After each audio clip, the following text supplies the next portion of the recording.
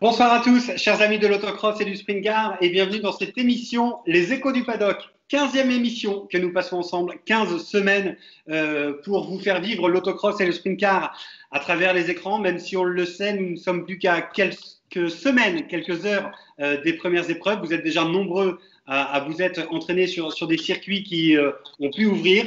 Ça vous permet de vous dégourdir les jambes, mais en tout cas, on est très heureux de vous accueillir pour ce 15e rendez-vous. 15e rendez-vous juste avant la pause estivale, parce qu'on va s'accorder quelques jours de congé, et puis on sera de retour aux alentours du 15 août pour une autre série d'émissions qui nous amènera probablement jusqu'à la fin septembre, date initiale prévue de l'épreuve de Faleras, puisqu'on le sait, Faleras n'aura pas lieu. La Fédération française de sport automobile s'est prononcée sur l'annulation du championnat de France et la Coupe de France d'autocross et de sprint car. Donc, on va reprendre du 15 août à la fin septembre et puis on verra comment cet hiver, on va quand même pouvoir continuer de garder le contact avec vous. Ce soir, pour co-animer cette émission, j'ai demandé à Patrick Moreau de bien vouloir me rejoindre. Salut Patrick, bienvenue. Bonsoir Florian, bonsoir les amis. Alors Patrick, ce soir, pour clôturer cette première partie de la saison, eh bien, on est à quelques heures d'une épreuve qui aurait dû avoir lieu, une épreuve comptant pour le championnat d'Europe. Donc on s'est dit qu'on allait inviter les organisateurs européens, ceux chez qui nous aurions dû être dans quelques heures, peut-être même dès ce soir, parce que c'est à 15 km de chez moi et on sait qu'il y a déjà du monde dans le paddock dès le lundi soir. C'est Saint-Georges-de-Montaigu et c'est Ludo Jo, le président du comité des fêtes, et Pascal Merlet, le responsable communication de l'événement, qui nous accueillent. Salut les gars, bienvenue. Salut, bonjour. Salut. Et on reçoit l'autre organisateur européen, bien sûr, c'est Ludo Besson, l'organisateur de Saint-Igny-de-Vert, le président de l'écurie Sarigo. Salut Ludo, bienvenue. Bonsoir à tous. Allez, voilà, donc tout d'abord, les garçons, permettez-moi de vous présenter mes excuses pour ce retard au démarrage. On a eu un petit problème de technique, mais ça nous permet quand même de démarrer avec quelques minutes de retard et on s'excuse auprès des téléspectateurs. Vous avez vu le fair play, c'est de ne pas balancer qui est en retard et c'est d'en assumer la responsabilité. Bonne humeur, vous l'aurez compris, ça va certainement être le thème de cette émission avec deux organisateurs qui vraiment ont relevé des défis incroyables pour mettre sur pied le championnat d'Europe d'autocross après des années d'absence. On va avoir l'occasion d'y revenir avec Patrick et de vous questionner les garçons sur cette folle aventure qui vous a décidé à organiser le championnat d'Europe. Je pense qu'avant Patrick, toi qui connais bien ces deux épreuves, on peut peut-être revenir avec les garçons sur l'historique de ces circuits jusqu'à leur première épreuve européenne. Oui, bien sûr, il n'y a pas de problème, effectivement. Mais on va commencer par la plus ancienne, hein. On a fêté les 50 ans d'organisation de l'autocross. On le sait, hein, malgré ce que les Normands nous disent, que c'était à Barenton, c'est pas vrai, c'est à Saint-Igny-de-Vert que ça s'est passé. C'était il y a 50 ans, ça fait 51 ans même maintenant, hein, que l'autocross est né là-bas. Avec, bien évidemment, c'était Gérard Morin qui, à l'époque, était l'organisateur, l'emblématique pilote constructeur justement des fameux châssis punch qui a fait vraiment essaimer toute la France avec ses formidables châssis. Et puis depuis, hein, ça a continué. Le papa de Ludo Besson, Maurice, a pris la relève, hein, en tant que président de cette écurie, bien sûr, l'écurie Saint-Rigaud. Et puis ensuite, eh bien, c'est Ludo, le fils, hein, qui a pris, lui, la présidence de l'écurie et présidence de l'ASA Camcross, hein, évidemment. Donc, organisateur depuis quelques années. Une épreuve qui avait connu, on va dire, une petite parenthèse, hein, petite pause technique il y a quelques années, puis c'est revenu. On est revenu par le Challenge CEAC. On est en plein cœur du sud-est d'autocross. Et puis, on est revenu en championnat de France. Et puis, il y a combien maintenant? 9 ans, je crois. Hein, oui, 9 ans. On est reparti avec l'aventure européenne, bien évidemment. Forcément, avec un pilote comme Gaby Chabanon, qui courait un petit peu sur les pistes d'Europe pour se faire un petit plaisir. Il a renoué contact un petit peu avec tous les organisateurs européens. Et du coup, eh bien, le championnat d'Europe est revenu avec grand plaisir à Saint-Igny-de-Vert. Et ouais, alors ça fait un peu plus que ça, Patrick, si je puis me permettre, parce que c'était 2007, la première édition du championnat d'Europe. À Saint-Georges-de-Montaigu. Je m'en souviens, c'était ma première grande épreuve. Ça tourne. Les autres organisateurs qu'on accueille, c'est Saint-Georges-de-Montaigu. Là aussi, voilà. Une épreuve que tu connais bien avec oui. Une histoire longue. Oui. Là aussi, hein, il y a quelques années qu'on va à Saint-Georges-de-Montaigu. Hein. Saint-Georges, j'ai connu avant le championnat de France. Hein, c'était une épreuve organisée par l'autocross de l'Ouest. Hein, ça fait déjà un sacré bail. Et bien là aussi, hein, comme Ludo, tous les deux. Hein, les deux Ludo sont nés au bord des pistes d'autocross. Ils sont tombés dedans tout petits. Hein. Ludo Jo, ben, son papa Michel a été organisateur lui aussi de cet autocross de Saint-Georges de Montaigu. Et puis, il y a quelques années, on avait une autre organisation française qui organisait la deuxième épreuve française du championnat d'Europe qui nous a fait malheureusement défection. Et tout de suite, l'ASA Océan et l'équipe de Saint-Georges de Montaigu s'est portée volontaire pour organiser cette manche européenne et avec le succès qu'on connaît, puisque maintenant, eh bien, les deux compères, les deux Ludo font tout ensemble, on va dire. Si on peut faire un petit peu le parallèle, hein, ils ont chacun 3 enfants. Ah non, il y en a un. Au troisième, il en a eu un gratuit. Oui, il en a eu un gratuit, ouais, ouais. Alors, ben, 2 petites filles, un petit garçon du côté du Rhône, 3 garçons et puis ben, une petite fille du côté de la Vendée. Je ne sais pas comment tout ça va se terminer, mais ça va certainement se terminer dans la bonne ambiance, ça c'est clair. Je pense que l'avenir de l'autocross est assuré, que ce soit dans le Rhône ou dans la Vendée, c'est certain, ça va marcher encore pendant…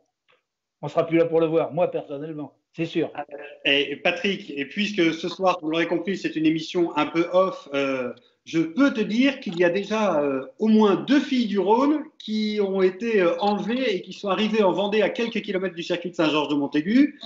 Et j'ai vu l'an dernier dans le paddock de Saint-Georges de Montaigu la fille de Ludo Besson se faire draguer par le fils d'un pilote vendéen dans la catégorie Super Buggy qui s'appelle Sébastien, mais dont je tairai le nom. Et je me dis que ça va finir comme ça, l'histoire. Forcément, ça va être une histoire croisée. Je ne suis pas au courant de ça, moi. Avec les Vendéens qui sont bien. Ludo Besson. Ludo, on avait eu l'occasion de se croiser dès l'année 2006, je crois 2006-2007, où eh bien, j'avais déjà croisé Gabi, on s'était croisés sur les circuits européens, et c'est là que tu m'avais fait part de cette volonté d'organiser le championnat d'Europe d'autocross. Alors, comment c'est venu? Est-ce que c'est en découvrant l'Europe ou est-ce que l'idée a germé et du coup, tu as parcouru les circuits européens pour t'en inspirer? Alors, en fait, en 2005, on est allé voir l'épreuve avec ma femme à Maggiora, l'épreuve d'Europe, parce qu'on n'est pas très loin. Et le spectacle m'avait laissé sur le cul. Et en rentrant, tout de suite en rentrant, j'ai dit à Sylvia, il faut qu'on organise quelque chose comme ça, il faut qu'on se renseigne des contraintes pour organiser ça. Le spectacle mérite d'être vu en France. J'étais vraiment resté scotché par le pilotage, les attaques. C'était vraiment, ouais. Et c'est de là que c'est parti en fait. J'étais déjà à la Maggiora 2 fois auparavant. Et là, cette année-là, ça m'avait vraiment surpris la bagarre qu'il y avait. Et donc, en rentrant, tout de suite, on s'est mis en quête, puisque personne ne savait comment ça se passait pour organiser ça. Donc, il y avait presque plus de pilotes français qui roulaient, je crois qu'il n'y en avait plus même. Donc, pour avoir des infos, c'était compliqué. Donc, voilà. Et on s'est fait observer dès 2006. Le championnat d'Europe avait dû quitter la France à la fin des années 90, je dirais, non, Patrick? 98, oui. Faleras, la dernière année. Voilà, c'était ça. C'était à Faleras où on avait passé un week-end. Alors, on se plaint un petit peu des horaires qui sont serrés. Eh bien, cette dernière année, là, quand on avait fait ça, on avait fait le championnat d'Europe et le championnat de France. Alors, le championnat de France, il y avait une division au moins, la division Buggy 700 n'existait pas, mais on avait également 3 divisions de sprint car, puisque les sprint girls n'étaient pas encore là. Ce qui fait qu'on a eu un timing qui avait été exceptionnel. Oui, c'est vrai Merci encore à Dominique Dubourg qui, à cette époque-là, présidait l'épreuve de Faleras, bien sûr.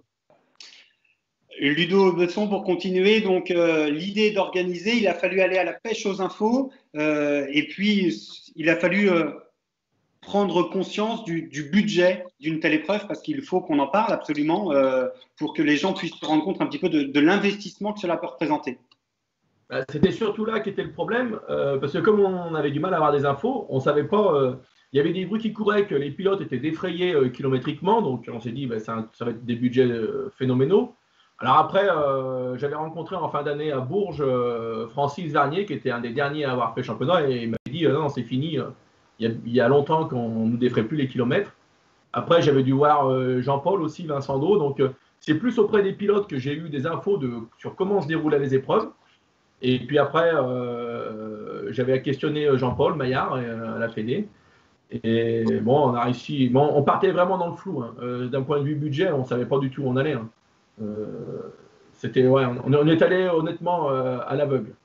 On n'a pas pu avoir de subvention puisque personne ne croyait réellement à ça. Hein. Ils sont venus voir tout ce qui était département, région. Ils sont venus voir au début avant de nous donner les années suivantes. Mais on n'a rien eu la première année. On a tout fait avec ce qu'on avait en caisse et avec voilà. Et c'était qui plus est avec un plateau la première année de, je crois, 51 engagés.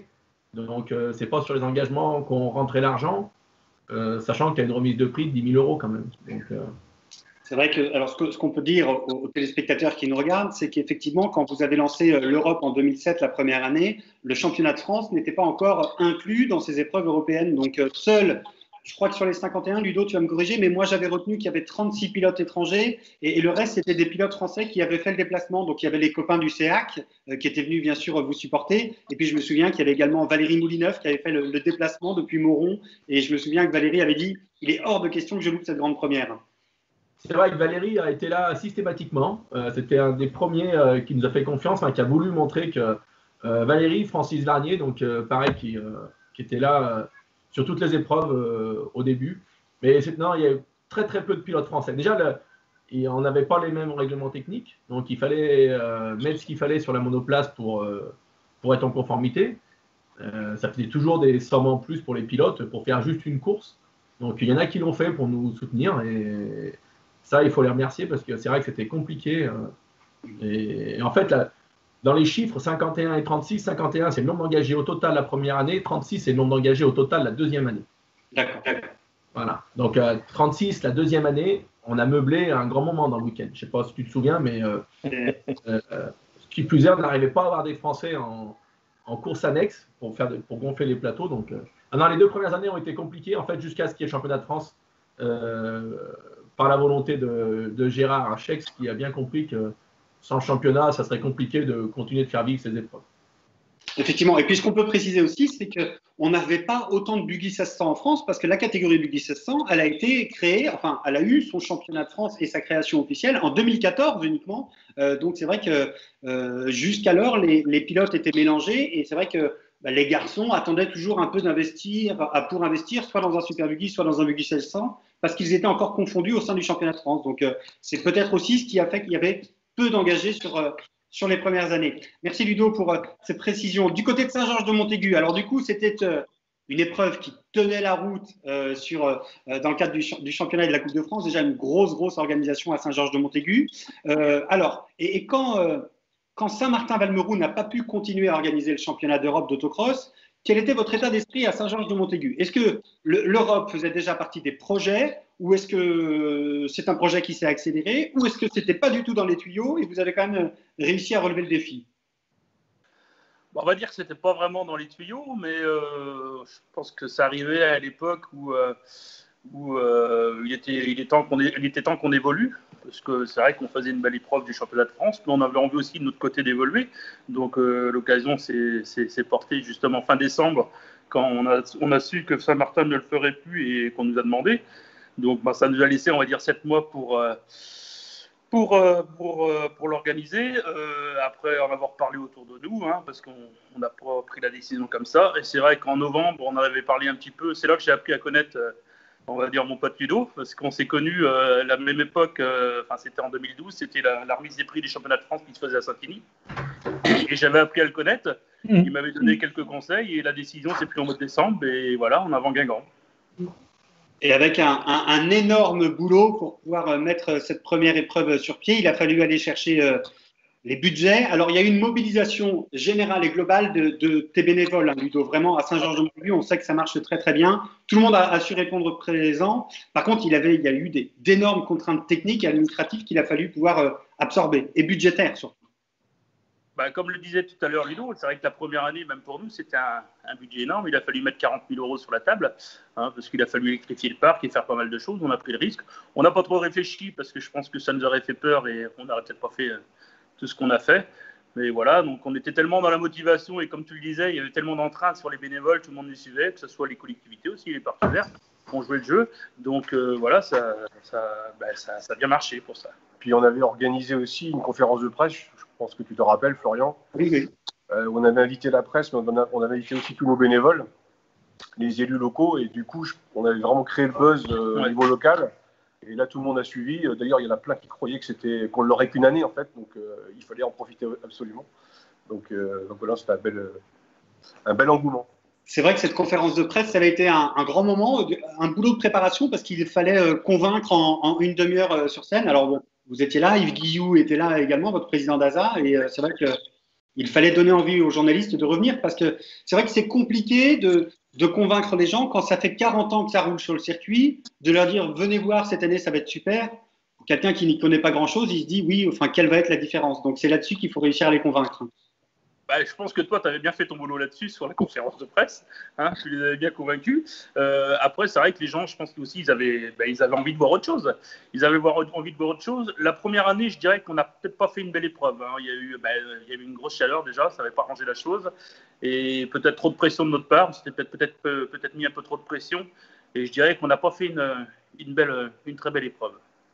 Bon, ça restera. C'est comme toutes les premières, c'est pas toujours réussi, Ludo, on le sait bien. Non, je sais bien. Pascal, la communication, parce qu'on a la chance de t'avoir avec nous ce soir et je sais ce que représente le boulot que tu réalises.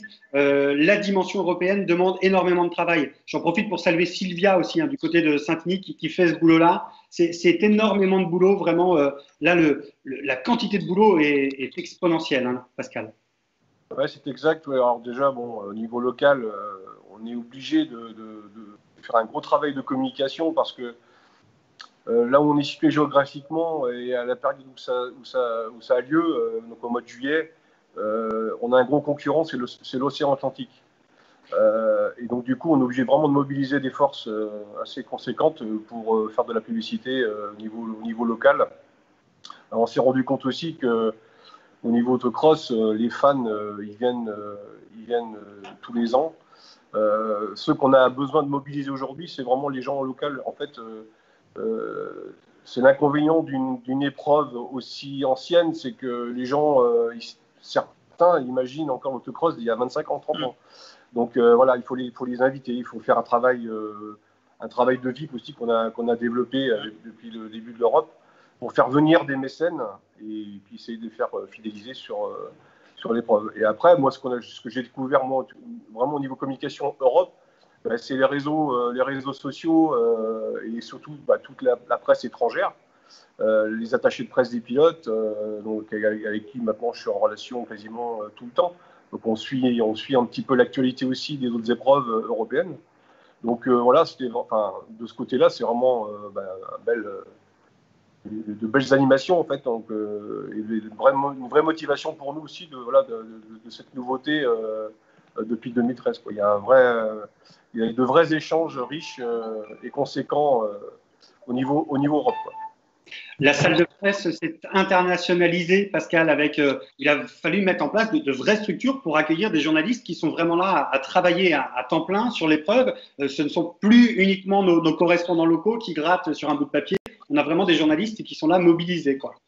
Ouais, c'est ça, et puis qui demandent des connexions, de la 4G, la 5G, des choses pour pouvoir enlever un maximum de photos. Enfin, ils font beaucoup de photos, de vidéos, donc qu'ils envoient quasiment en live aujourd'hui, carrément sur le circuit. Maintenant, ils ne passent même plus d'ailleurs par la salle de presse. Mais après, oui, effectivement, il y a tout un travail, et puis c'est aussi de relation de les accueillir, de leur expliquer pour les nouveaux le circuit, la structure, voir un petit peu comment ça fonctionne. Donc, il y a tout un... Faut savoir que chez nous, si je ne me trompe pas, c'est 34 journalistes et dont 20 étrangers à peu près. C'est ça, ouais, c'est à peu près moitié français, moitié étranger en accréditation. Ouais. Oui, c'est ça, c'est vrai qu'ils sont présents sur tout le week-end. Patrick, toi, tu as découvert l'Europe en 2007 quand elle est arrivée. Alors, je voudrais avoir ton avis sur le championnat d'Europe, sur ta découverte du championnat d'Europe, et puis savoir si les circuits de Saint-Georges et Saint-Igny sont pour toi les plus adaptés pour accueillir l'Europe. Parce que Patrick, tu as aussi une grande expérience de tous les circuits français, donc je voudrais avoir un peu ton avis là-dessus. Oui, alors j'avais découvert l'Europe avant donc à Faleras, mais c'était vraiment l'Europe autrement. C'était vraiment encore l'époque où les Tchèques, les Russes et autres pays de l'Est venaient traverser le rideau de fer pour venir. C'était vraiment une autre époque. Par contre, là, c'est vrai que quand on a quand on a vu après arriver l'Europe à Saint-Igny, bon, au début, c'est vrai que la première année, bon, on a bien senti hein, que c'était un petit peu une première fois, quoi. Il avait fallu vraiment s'adapter. Il a déjà fallu avoir le courage. Je crois qu'il faut souligner surtout le courage, l'envie, la motivation des bénévoles, la petite équipe de bénévoles qu'il y a. Il est clair que l'équipe de bénévoles de Saint-Igny n'a rien à voir avec l'équipe de bénévoles de Saint-Georges. C'est pas du tout la même taille. Les gens sont motivés de la même manière. Par contre, c'est vrai que ça travaille pas de la même façon. Alors, par contre, l'évolution après qu'on a pu voir au fur et à mesure de ces pilotes européens qui nous arrivaient, on a pu voir nos pilotes français s'adapter. Et c'est vrai que là, on est vraiment tombé un petit peu sur le derrière quand on a vu un petit peu la performance des machines et quand on a commencé à voir un petit peu les pilotes français se hisser au niveau des Européens avec le titre à Saint-Igny, par exemple, pour Teddy Baudet, le dernier Français, je rappelle, titré, couronné en Super Buggy, hein, puisqu'on a Pléiade de champion d'Europe en Buggy 1600, mais que ben, on est toujours sur notre fin, il est toujours charentais, le dernier titre européen en monoplace libre, et c'est vrai que là, après, on est passé dans un autre monde. Et puis après, quand on est venu à Saint-Georges-de-Montaigu, ça a encore pris encore une autre dimension, c'était encore un autre spectacle, ça a été une autre piste, une autre découverte.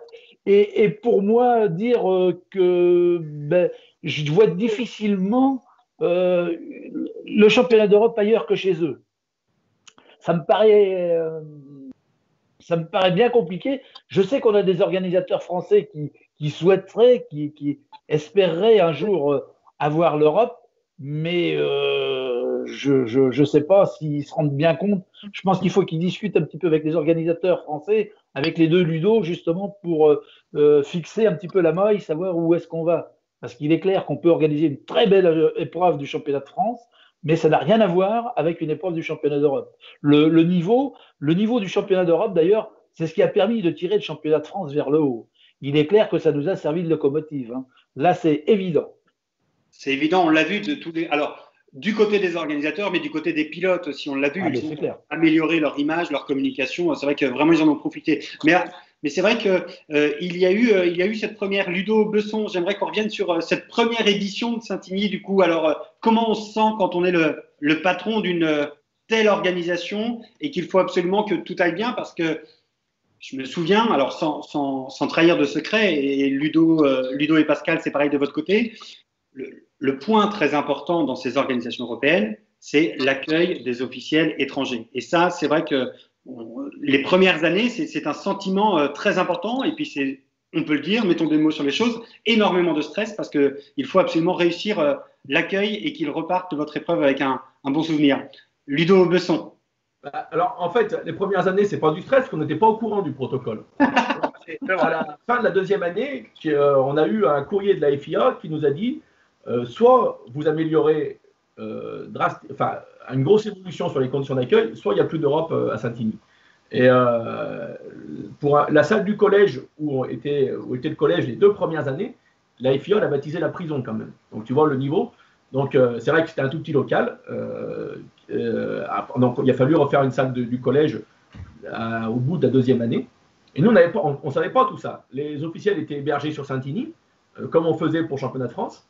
Et après, ils nous ont dit non, il y a un niveau de réceptif. En fait, l'observateur de la première année ne nous l'avait pas dit. Et on a changé d'observateur la deuxième année. Et on a vu le dimanche soir tout de suite, ils nous ont dit non, mais vous n'êtes pas dans le standing de la FIA. Donc on a été obligé de faire une réunion, de se remettre en question. Et honnêtement, il a fallu motiver tout le monde pour embrayer ce pas parce que ce n'est pas dans notre culture d'accueillir dans un grand standing des officiels. On fait le nécessaire, mais d'aller là-dedans, nos bénévoles sont des gens de terrain, on est une petite campagne et quand on dit on va falloir dépenser de l'argent, beaucoup d'argent pour accueillir quelques officiels, ça a été compliqué à faire passer le message. Et comme je ne voulais pas lâcher l'Europe, quand on a fait cette réunion de bureau, pour qu'ils votent dans le bon sens, on a dû finir à, je crois, 1h30 du matin le vote, où j'ai ramé pendant plus de 5 heures pour que tout le monde aille dans le sens. Donc, il n'y a pas eu de stress la première année. La troisième année, où il y a eu du stress. La troisième année, il y a eu du stress. Alors, je ne sais pas si vous m'avez… J'ai été déconnecté pendant quelques secondes là, mais j'ai bien compris la teneur de ta réponse, Ludo Besson. Pour réagir un petit peu avec le sourire, ensuite, il y en a un de votre équipe de bénévoles qui a été mobilisé pour bichonner les officiels, comme on dit ici en Vendée, c'est Gabi Chabanon et qui sait bien faire le boulot. C'est ça, oui, c'est lui qui les gère en promenade avant l'épreuve, à l'apéro pendant l'épreuve, et les soirs, et ainsi de suite. C'est vrai qu'il faut s'en occuper, c'est une part importante et on a appris, maintenant on est rodé là-dessus. Du côté de Saint-Georges-de-Montaigu, vous aviez un président d'AA qui déjà vous avait mis un petit peu au parfum. Certes, mais comme le disait Patrick, je pense que tant qu'on n'est pas dans le vif du sujet, on ne se rend pas vraiment compte de la hauteur de l'organisation et notamment sur les officiels, parce qu'on a beau nous le dire, tant qu'on ne le voit pas, qu'on n'y est pas, on ne s'en rend pas vraiment compte. Après, c'est vrai, comme le dit Ludo, sur les bénévoles, mais il a fallu aussi les convaincre. Chez nous, c'était la chose la moins facile, parce que pourquoi mettre autant d'argent pour des officiels? Et ça, il a vraiment fallu leur faire comprendre. Au fur et à mesure des années, on y a réussi. Maintenant, voilà, c'est des choses qui sont ancrées. Après, il n'y a pas que ça, mais voilà, il faut quand même bien les accueillir, oui, c'est vrai. C'est important. Et puis, on l'a évoqué tout à l'heure, et c'était une de mes questions, les garçons, tous les deux, vous avez mis en place un réceptif extraordinaire pour accueillir vos VIP, vos futurs partenaires, parce qu'il est là aussi l'objectif. Le premier, c'est de remercier les mécènes et partenaires présents, et puis le deuxième, c'est d'en attirer de nouveaux. C'est une mobilisation à 100%. Du côté de Saint-Igny, c'est Eric Chabanon qui est mobilisé à ne faire que ça pendant tout le week-end pour accueillir les gens à l'espace Platine. Et du côté de Saint-Georges-de-Montaigu, corrigez-moi si je me trompe, mais vous avez délégué ça à quelqu'un dont la mission, dont le job au quotidien est d'organiser des réceptions. Hein. Oui, sur la recherche. Après, sur l'organisation elle-même du week-end, à Lienne, il y a une personne qui a titré aussi. Ouais. D'accord. Mais sur la recherche en amont, oui, c'est vrai. Ludo Besson à Saint-Igny, c'est un grand événement que vous organisez là-haut, où effectivement, tous les ans, on voit il y a de plus en plus de partenaires qui sont présents et qui apprécient ce moment d'échange qu'on a le dimanche midi avec la présence des pilotes et des officiels. C'est vrai, puis c'est important, ça permet de faire connaître la discipline par un autre biais, et c'est très important pour accueillir nos partenaires qu'on a tout au long de l'année. Et les entreprises qui invitent leurs clients apprécient ce spectacle. Donc, c'est une autre façon de le faire connaître. Parce que c'est vrai que l'autocross, dans notre région, chez nous, c'est très, très compliqué à faire connaître. Très, très compliqué. C'est vrai que dans le Rhône, vous êtes sur une terre de rallye. À Saint-Georges-de-Montaigu, le spot est extraordinaire pour les VIP. On est sur la terrasse qui donne sur le bord du circuit. Donc, c'est vrai que les partenaires qui sont là peuvent se délecter et apprécier la course en direct, tout comme à Saint-Igny d'ailleurs. Ah oui, parce qu'à Saint-Igny, ils ont quand même un bel endroit. Nous, on a un peu plus de boulot à faire pour avoir le même endroit, on va dire. Et notamment, cette année, on avait prévu, et on l'a fait, on est en train de le faire, parce que même si on n'a pas de course cette année, on a quand même fait un gros boulot sur le circuit. Pascal, quand il a un peu plus de motivation pour mettre des photos, il nous mettra des photos. Pardon. mais non, mais on est en train de refaire une grosse partie du circuit pour améliorer la visibilité avec justement la suppression de talus et la mise en place de rails. Mais pour revenir sur l'espace VIP, on est en train de rajouter 140 mètres carrés d'espace VIP. Ouais. D'accord. Voilà. Effectivement, c'est important de pouvoir les accueillir. Patrick, une question peut-être? Oui, effectivement. On a vu là aussi à Saint-Georges-de-Montaigu évoluer là aussi le réceptif. Hein. Il est clair que la première année, nos étrangers étaient dans les locaux où on faisait, les commissaires sportifs faisaient le championnat de France, où ça allait très bien pour le championnat de France. Et là c'est clair, il a fallu trouver les moyens, il a fallu trouver les hommes. Mais finalement, je crois que tout le monde s'est retrouvé quand même autour de ces équipes vendéennes qui sont là à chaque fois pour les accueillir. Je crois que les Européens viennent, c'est un grand moment à chaque fois pour eux. C'est pas possible autrement. Ils ne reviendraient pas, Ludo. Certes. On a toujours eu la particularité d'avoir un côté festif chez nous. C'est peut-être pour faire face, comme je le disais l'autre jour, on n'était pas réputé pour avoir un circuit très pas très adéquat, mais je veux dire très performant, surtout pour le championnat de France, parce qu'on était réputé quand même pour avoir un circuit assez cassant avec des trous.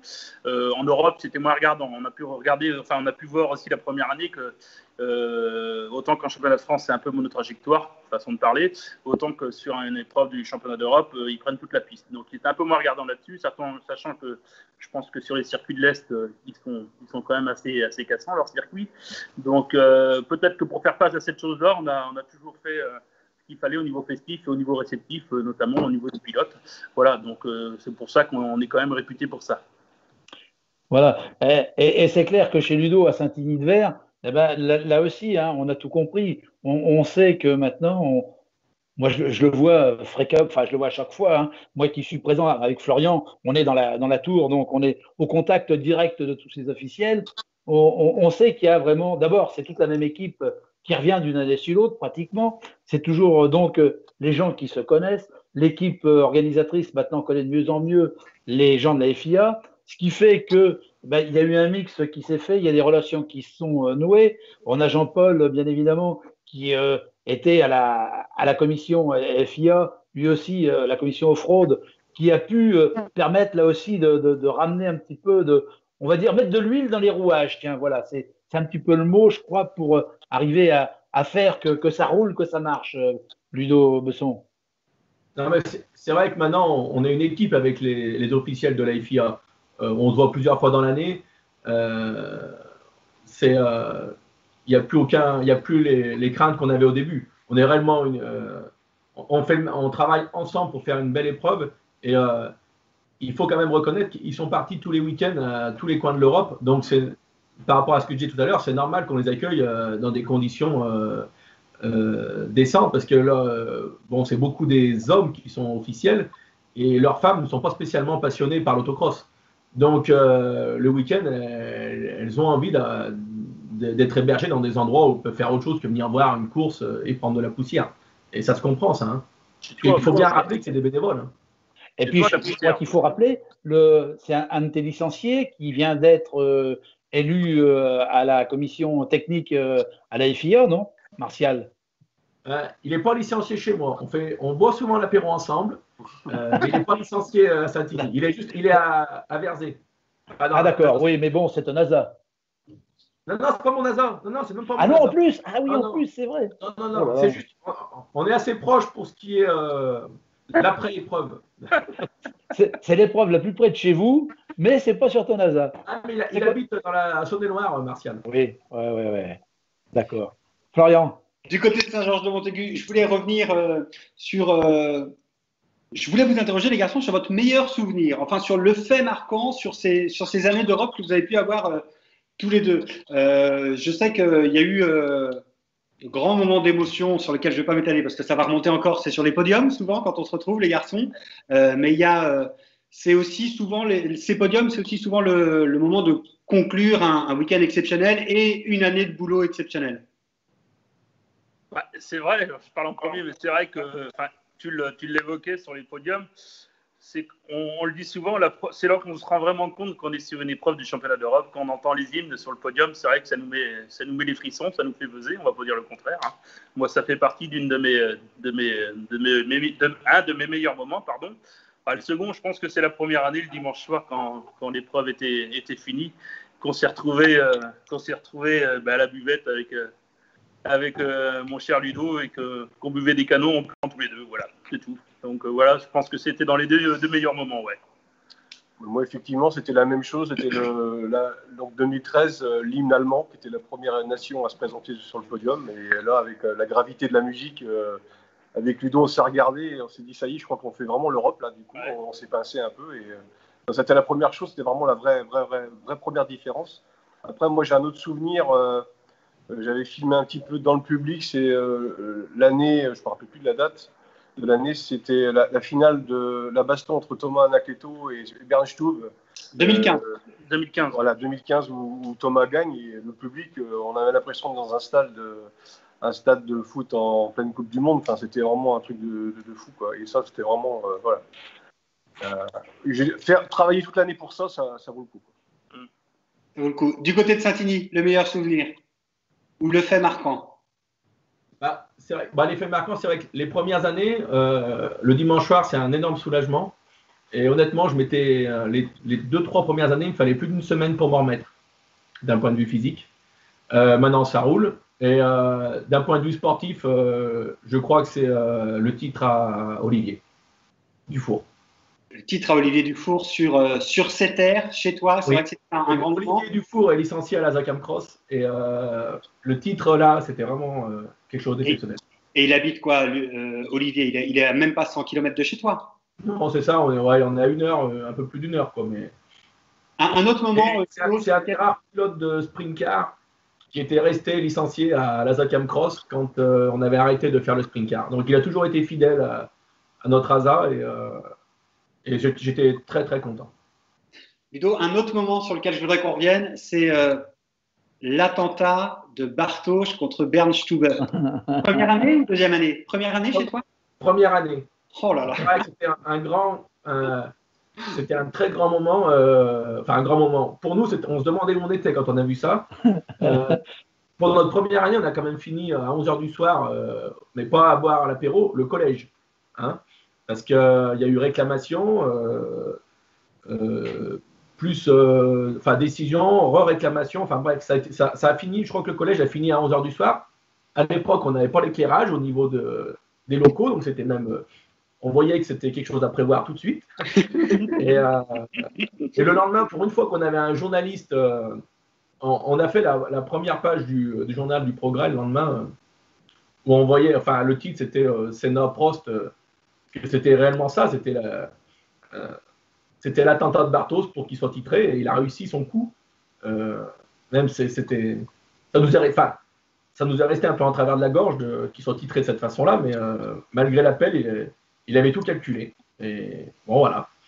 On a tout fait pour que Bernd puisse repartir. Moi, je suis descendu sur la piste. J'ai demandé à Yves de le laisser, d'autoriser à réparer, parce que je trouvais ça totalement illogique et inadmissible. Mais malgré tout, ça n'a pas été au bout. C'est ça dont je voulais que tu me parles, c'est qu'effectivement, c'était ton intervention. Le passionné parle, le pilote parle, là, et quand il se dit non, c'est pas possible, je me souviens t'avoir vu descendre sur la piste en disant il n'y a pas à dire, il faut absolument que Stub reparte et que ça se fasse à la régulière. Il a pu repartir, mais la réparation de fortune n'avait pas tenu malheureusement.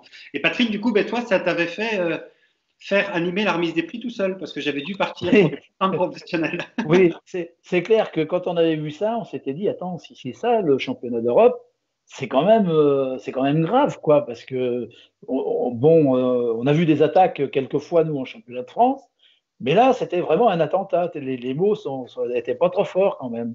Mais je crois qu'en dehors de ça, il y a dû y avoir encore. Moi, je suis pas présent. Je sais que toi, Florian, tu l'as fait plusieurs fois. C'est des remises de prix. Après, des remises de prix en fin d'année, des remises de prix FIA. Là aussi, ça doit être quelque chose. Ah ben c'est un grand moment. Les garçons vont pouvoir nous en parler. Alors, Voilà. il faut qu'ils soient deux organisateurs pour cumuler 9 titres de champion d'Europe. Ils n'ont pas encore réussi à déborder Montpoulain, Stub, mais bon, ça c'est pas grave, c'est pour très bientôt les gars. Non, en tout cas, félicitations, vraiment 7 titres de champion d'Europe à Saint-Igny-de-Vert, 2 titres de champion d'Europe à Saint-Georges-de-Montaigu. Quelle fierté, quelle fierté, quelle fierté. Merci les garçons, parce que on parle souvent de nos pilotes qu'il faut rayonner la France, mais alors vous aussi vraiment. Alors quand je vous remercie vous, c'est bien sûr les bénévoles et les partenaires que je remercie, mais c'est une performance exceptionnelle. Et puis, ce qu'on peut dire aussi, c'est que la belle histoire d'amitié qui vous lie aujourd'hui fait que peu importe qui est le champion, tant que c'est un circuit français. Ludo Besson, reviens sur tes titres de champion d'Europe, si tu veux bien. Je dirais juste pas peu importe, j'aimerais bien être repassé devant. Ah bon. Mais c'est vrai, quand la deuxième année, on nous a dit soit vous travaillez, soit on vous prend plus. Donc là, on s'est mis à travailler.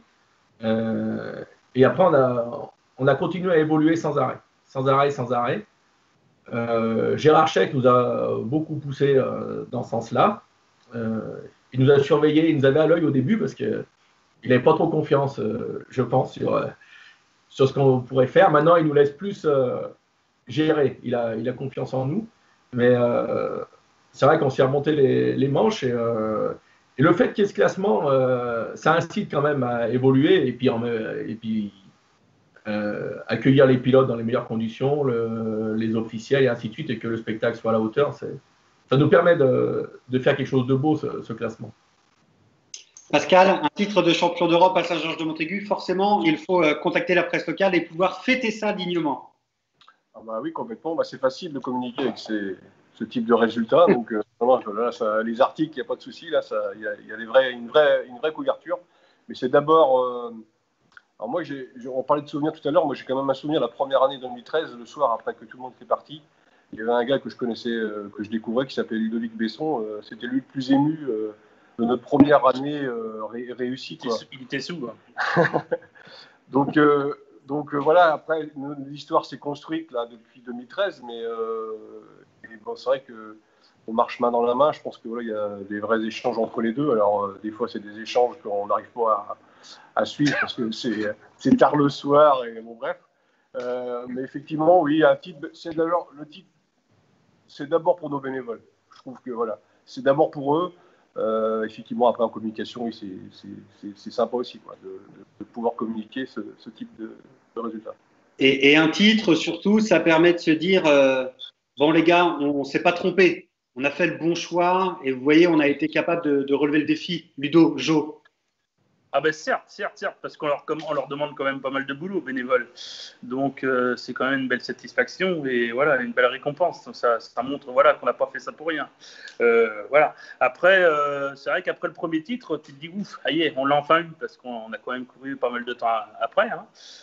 Voilà, mais faut quand même s'en mettre au travail. Et c'est vrai que c'est pas facile parce que ça joue quand même à quelques points. Hein, c'est sur, si je me trompe pas, sur 2000 points, ça se joue encore cette année à 16. Enfin, la différence monte un petit à petit. On est en train de prendre le large. Ça, c'est le petit clin d'œil. C'est une erreur. Mais non, mais c'est vraiment pas facile et il faut vraiment aller grappiller les points un peu partout parce que ça paraît logique. Ils sont de plus en plus exigeants.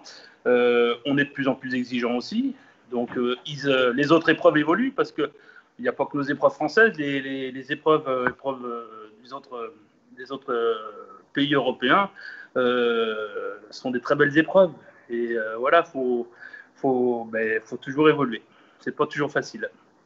Les gars, vous nous racontez un peu comment ça se passe, ces soirées de remise des prix FIA, puisque peu de gens ont eu la chance de pouvoir y assister.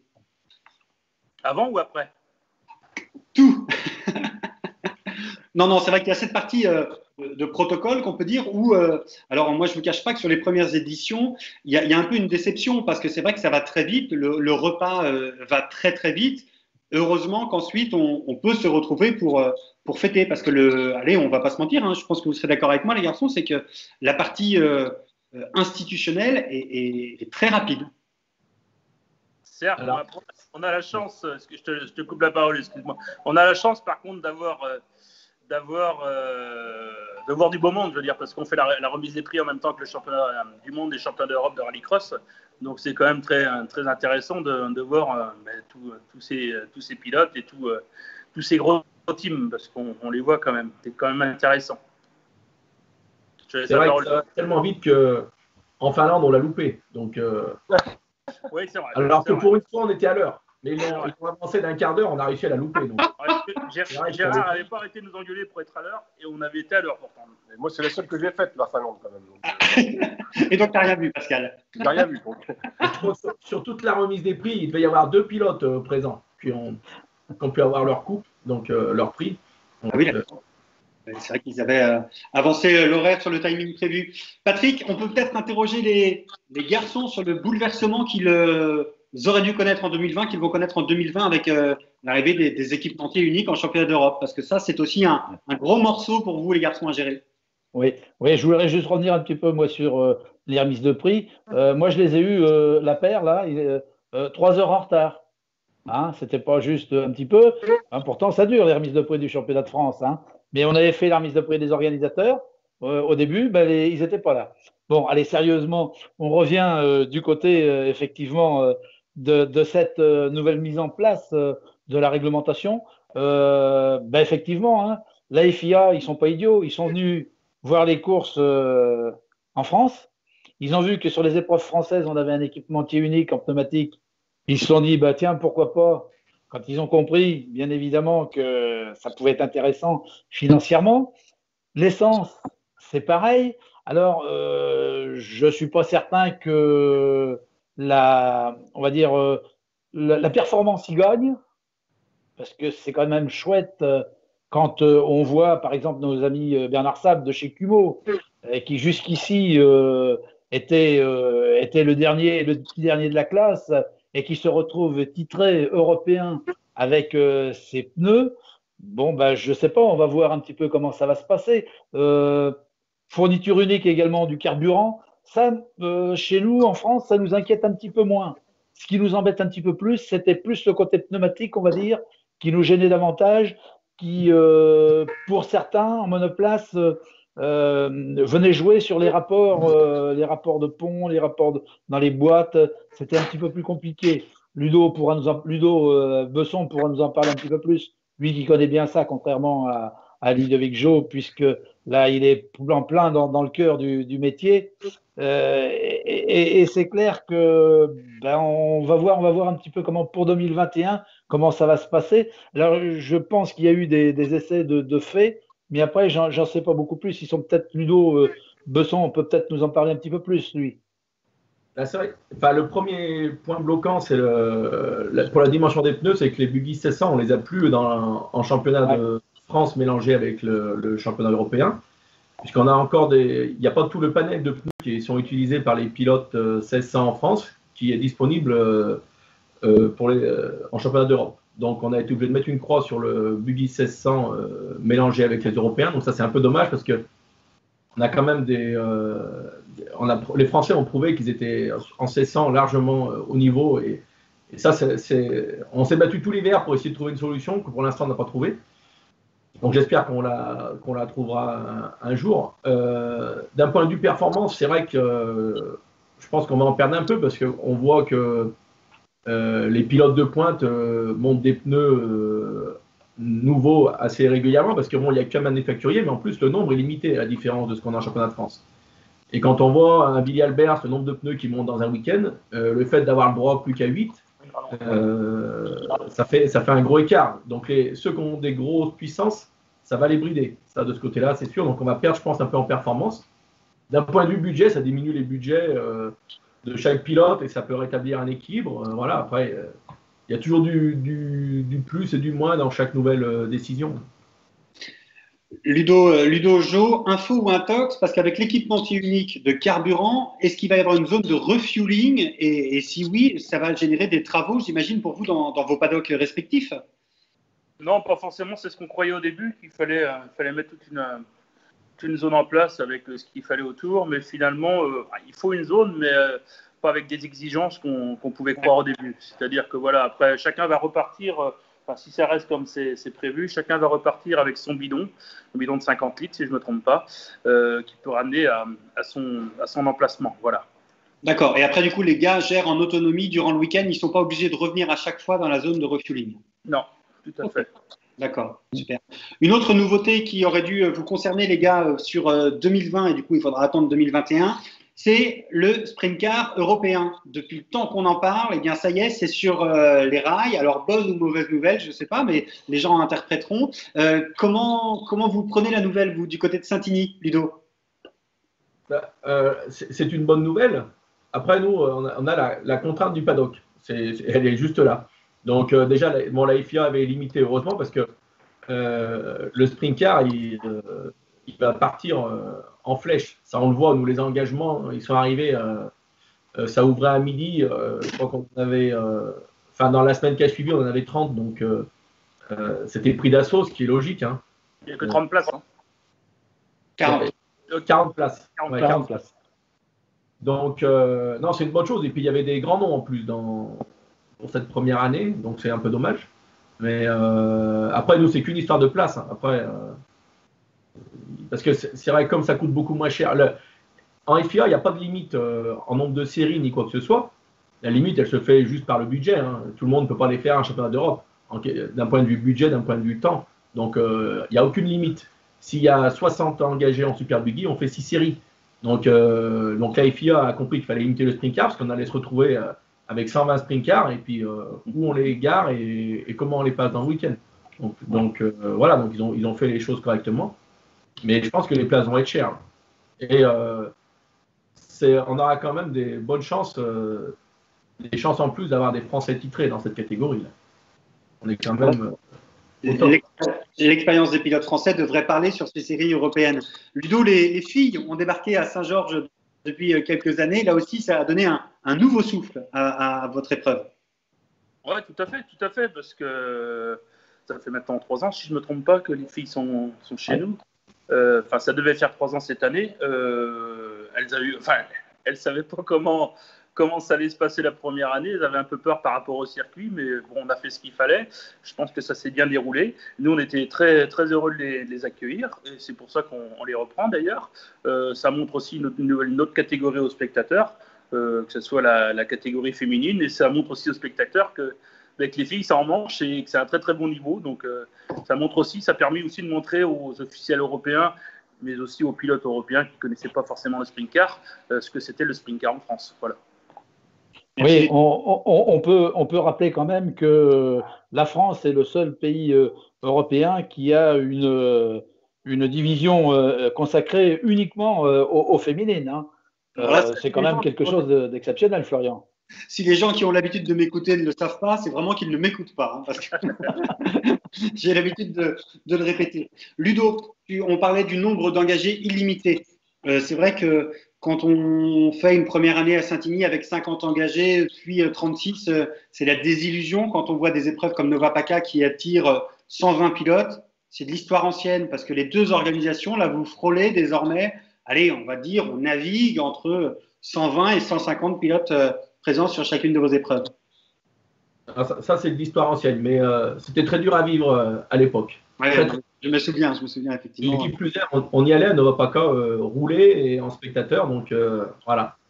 Ça restait un peu en travers de la gorge, mais bon, à Nova PACA, quand on y va, il y avait beaucoup de Tchèques, il y a toujours beaucoup de Tchèques, et nous, ce qui manquait, c'était les pilotes français. Alors, ce qu'on peut préciser aussi, Ludo, peut-être, c'est que sur les premières années, Saint-Igny, vous étiez à la finale. Et c'est vrai qu'effectivement, quand les titres étaient faits et les podiums serrés ou actés également, les garçons ne faisaient peut-être pas forcément le déplacement. C'est vrai qu'on a eu des cas comme ça, notamment en touring. Mais bon, quand c'est des pilotes qui viennent de Russie, on peut comprendre qu'une fois que le titre est fait, ils préfèrent rentrer chez eux qu'on était le plus loin du championnat pour eux. Donc, ça peut se comprendre. Nous, ça nous gêne, ça nous fait mal, mais ça peut se comprendre. Hein. Quand on est parti une grande partie de l'année, on a envie de rentrer à la maison aussi. Effectivement. Ludo, du côté de Saint-Georges, la date aurait pu poser problème. Elle vous a inquiété un petit peu au début quand même, parce que c'est vrai qu'on sait que les épreuves européennes sont souvent couplées avec une autre épreuve. Ça n'a pas été votre cas. Pour autant, le succès a été au rendez-vous dès le début. Alors, parce ça n'a pas été le cas parce qu'on était en nombre impair, c'est-à-dire qu'on se retrouvait la 11e épreuve. Donc, on n'était pas la 11e sur le calendrier, mais on a eu la chance avec ça de se retrouver seul. On a eu la chance de garder notre date qu'on avait au niveau des championnats de France, qui a été très bien aussi. Donc, non, très, très bénéfique sur ce point de vue-là.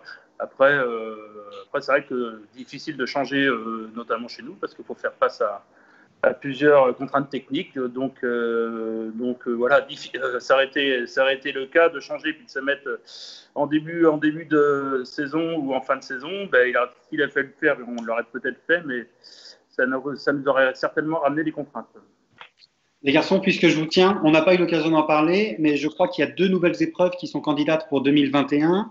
L'Espagne et les Pays-Bas. Est-ce que l'Espagne pourrait être couplée avec Saint-Georges-de-Montaigu, par exemple, sur la route du retour? Est-ce que c'est des choses qui ont été évoquées, dont vous avez entendu parler?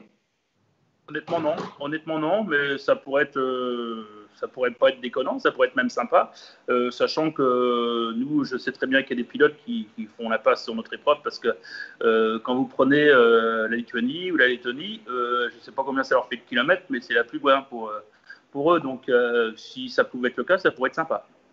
Ouais, du côté de Saint-Georges-de-Montaigu, on est environ à 2800 km de Riga, la capitale lettonne. Ouais. Voilà, ça te laisse estimer. Pardon. Vas-y, Patrick, tu avais quelque chose à dire peut-être? Non, vas-y, continue. Tu me prends complètement au dépourvu, là. Non, mais on est en train de gérer un problème de batterie là-bas du côté de Saint-Georges-de-Montaigu. Tout à fait. Ludo, à Saint-Igny, quels sont les futurs projets? Qu'est-ce qu'on peut encore faire de mieux à Saint-Igny s'il est encore possible de faire mieux. Bah, nous, on travaille là sur la place, justement dans le paddock. On cherche à trouver une solution pour agrandir ce paddock. Par contre, il est très compliqué d'acquérir du terrain. Donc voilà, là on a passé tout l'hiver, on a refait toute la grille de départ avec des sanitaires en dessous. Gabi et Franck, Franck, il n'y a pas grand monde qui le connaît, il sort pas bien de Saint-Igny, mais avec Gabi, ils ont travaillé pratiquement tous les week-ends, tous les samedis sur le circuit. Donc là, c'est opérationnel. On a refait des sanitaires à neuf au pied de la grille de départ et on a monté des murs en béton pour gagner en place, parce que chez nous, la place est très chère. Donc, si on peut faire des talus verticaux pour gagner un peu de place, ben, on le fait. Donc, le prochain point, ça serait de trouver du terrain pour agrandir le parc pilote. Il y a déjà eu un boulot énorme de terrassement dans la montée, dans la fameuse montée de Saint-Igny. Là, vous avez gagné énormément de place déjà.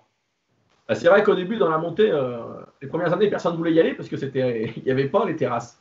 Donc tout le monde voulait se mettre en bas. Et là maintenant, quand on ouvre le paddock, tout le monde veut se mettre sur les terrasses. Donc voilà, c'est le revers de la médaille. Mais bon, ouais, si on avait la chance d'avoir le paddock de Saint-Georges, on serait serein. Ouais. C'est d'ailleurs là-dessus qu'on a perdu notre première place cette année. Saint-Georges de Montaigu, le paddock, oui, de Saint-Georges, mais ça n'a pas toujours été le cas. Non, excuse-moi, je n'ai pas compris. Je disais que Ludo disait que vous aviez un joli paddock à Saint-Georges, mais parce que je sais qu'à un moment donné, il y avait quand même les contraintes des céréales qui étaient exploitées sur ce terrain. Ben, on a entendu, il y a de l'agriculture, malheureusement, enfin, malheureusement et heureusement quelque part. Mais voilà, donc il faut faire face avec ces contraintes-là.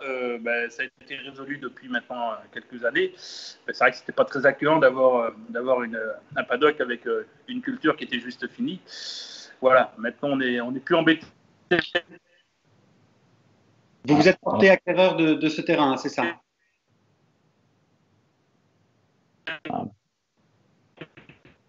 Alors, on a perdu un peu en qualité de connexion avec Saint-Georges de Montaigu. On va retourner à Saint-Igny avec Ludo. Ludo, alors il y a Ludo Jo qui continue, mais on t'entend pas très bien, Ludo.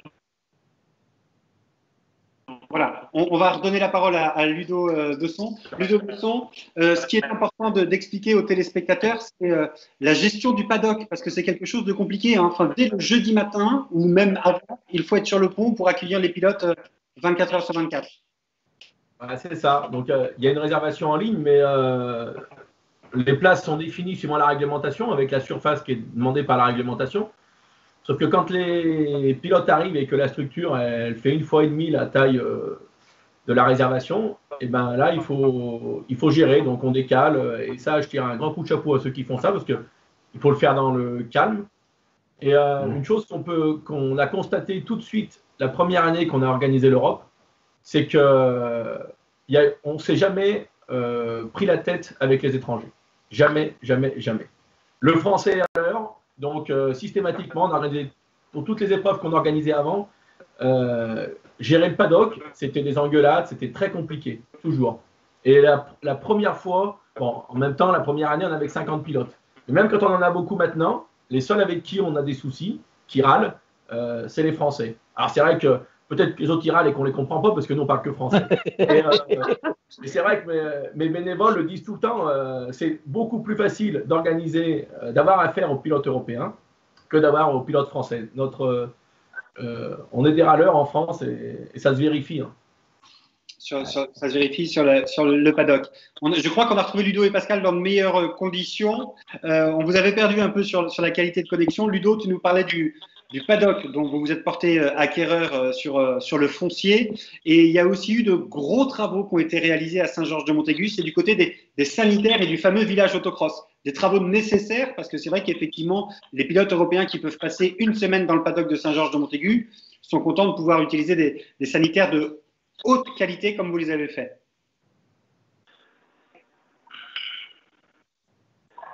Un peu le bazar au niveau de la batterie. Enfin, au niveau sanitaire, on a fait un gros boulot, que ce soit toilettes et douches, puisqu'on a monté une vingtaine de douches depuis l'année dernière. Enfin, l'année dernière, oui, c'est ça. Les gars ont fait un énorme boulot. Nos amis retraités aussi, parce que heureusement qu'on les a pour bosser la semaine, parce que bon, nous on a un travail à côté de ça, c'est pas notre boulot d'organiser un championnat d'Europe. Donc heureusement qu'on a nos amis retraités qui nous filent des gros coups de main. On avait à cœur de le faire parce que c'est quand même accueillant. C'est vrai, comme tu le disais, des pilotes ou des mécanos qui partent toute la semaine, ils sont heureux d'avoir des choses de qualité. Et le village, on l'a perfectionné, on l'a amélioré parce qu'on s'est rendu compte que depuis quelques années maintenant, on fait ce qu'on appelle le village avec, où on intègre, je veux dire, pardon, des exposants, et on s'est rendu compte qu'en le valorisant, ça améliorait aussi la qualité d'accueil, et ça permettait aux spectateurs de voir autre chose aussi que les courses. Voilà. Il y a quelque chose qu'on fait aussi du côté de Saint-Georges, alors je m'y associe parce que c'est avec Pascal qu'on fait ça, c'est la traditionnelle visite du centre de loisirs le vendredi après-midi. On parlait tout à l'heure d'aller chercher des spectateurs locaux qui ne connaissent pas l'autocross pour les inciter à venir. C'est aussi par ce biais-là qu'on les attire, Pascal. Bah oui, on commence par les enfants. Pour essayer d'attirer les parents. Donc voilà, que de mieux qu'un enfant qui rentre dans une structure ou dans une voiture. Je ne sais pas si tu te rappelles de Valérie Moulineuf qui avait fait rentrer, je crois que c'était une trentaine de gamins dans son buggy. Donc voilà, ils sont marqués les gamins. Et donc nous aussi, on a été enfants. D'ailleurs, on a commencé nous l'autocross comme ça. On allait voir nos parents monter les stands et vivre l'événement le dimanche. Et voilà, c'est ce qu'on refait le vendredi. C'est plutôt sympa. Et puis les gamins, ils repartent avec les yeux émerveillés, avec des posters, avec les signatures des pilotes. Et voilà, ça permet de fidéliser, on va dire. Voilà, et la jeune génération est présente aussi du côté de Saint-Igny. Saint-Igny, Ludo, tes enfants, tes neveux, nièces, on voit déjà que tout le monde est présent et tout le monde est déjà mobilisé sur les week-ends de course à Saint-Igny. Oui, c'est vrai que c'est une culture, ils sont demandeurs, ils baignent dedans tout le temps. Donc à chaque corvée, ils sont là. Donc nous, c'est comme ça moi, j'étais tout le temps sur le circuit avec mon père, donc c'est comme ça et ça continue. Donc c'est vrai que de ce côté-là, on est assez serein sur l'avenir, même s'il y a une époque où on avait fait beaucoup de filles. Donc, moi, j'ai fait un garçon à la fin quand même. Mais les filles, elles sont à la hauteur. On peut leur laisser les rênes, c'est pas un problème. Très bien. Patrick, est-ce que tu as une question pour conclure? Parce que ça fait plus d'une heure que nous sommes en compagnie de ces deux organisations européennes. Ah, je crois qu'on passe quand même vraiment de bons moments avec ces garçons. C'est vraiment un plaisir à chaque fois. Une question particulière, non. Je veux dire, encore une fois, moi je les remercie parce que pour tout ce qu'ils nous amènent, tout ce qu'ils nous font vivre, tout le spectacle, on va dire, la richesse des rencontres qu'on peut faire sur ces épreuves. Je crois qu'il ne faut pas négliger le côté humain sur ces épreuves. Les gens qu'on peut rencontrer, on rencontre vraiment des gens formidables. C'est vrai que quelquefois, bon, il y en a qui râlent un peu. Tu nous disais, Ludo, le français est râleur, mais c'est dans sa nature.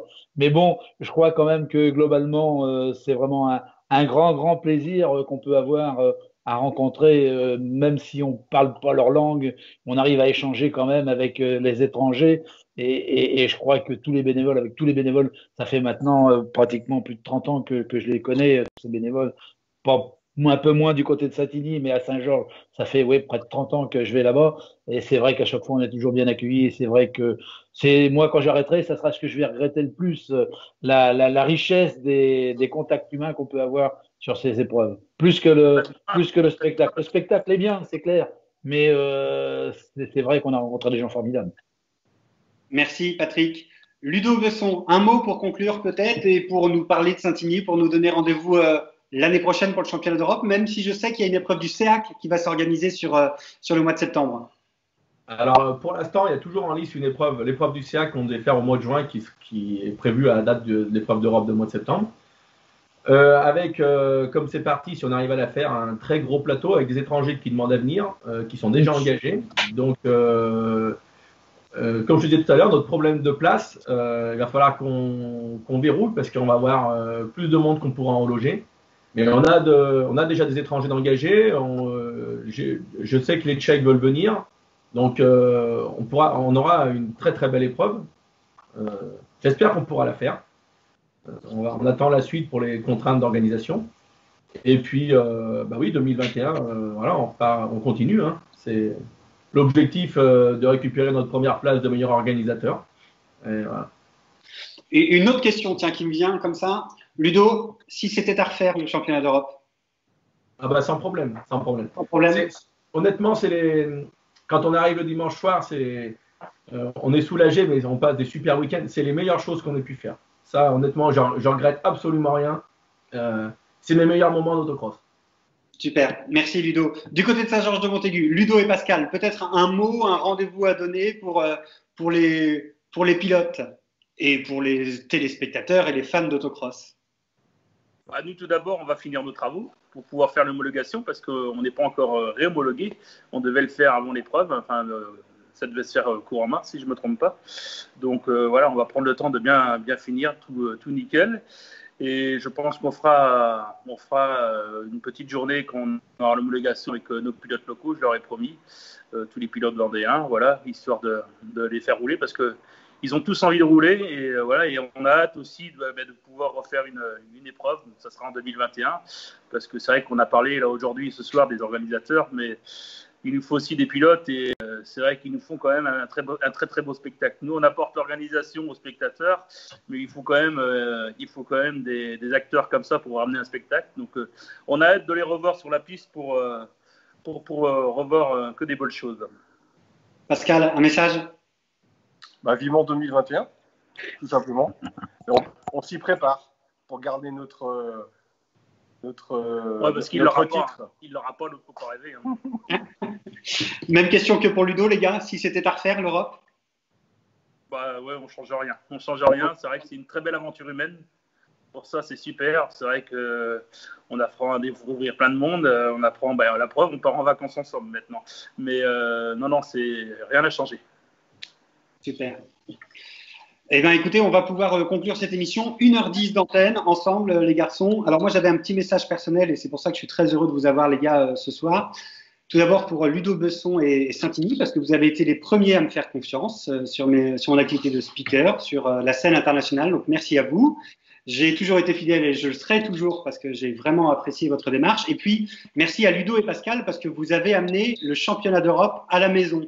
Nous sommes voisins, on habite à 15 km l'un de l'autre et ça a permis à ma famille et à mes proches de pouvoir découvrir ce championnat d'Europe et pouvoir partager ma passion pour qu'ils comprennent un petit peu mes absences tout au long de l'année qui sont les absences de nous tous ici autour de l'écran. Donc merci pour tout les garçons, merci pour cette émission Écho du Paddock, 15e du nom. On vous avait promis du sourire, voilà, c'est fait. Ça va continuer en off, ça va peut-être même continuer ce week-end du côté entre Vieille-Vigne et la Vendée. Il y a des chances que quelque chose se trame ce week-end. Merci Patrick de m'avoir assisté encore pour cette émission. Je vous souhaite à tous un très bel été. On se donne rendez-vous aux alentours du 15 août pour la reprise de nos émissions Écho du Paddock. N'hésitez pas à vous abonner sur la page YouTube en cliquant sur le petit pouce et la cloche pour être informé du lancement du direct. On se retrouve dès demain sur la page YouTube de FFSA TV. Je remercie Didier Rodrigue et la société Mastermast pour la réalisation de l'émission, Dominique Nézère pour les images d'illustration du générique, et puis David Lhéritier à Block Design pour la création graphique de nos affiches. Excellent été à tous, à très bientôt, soit derrière l'écran, soit sur le bord du circuit. Salut! Merci à vous pour ce que vous faites. Salut! Bonnes vacances!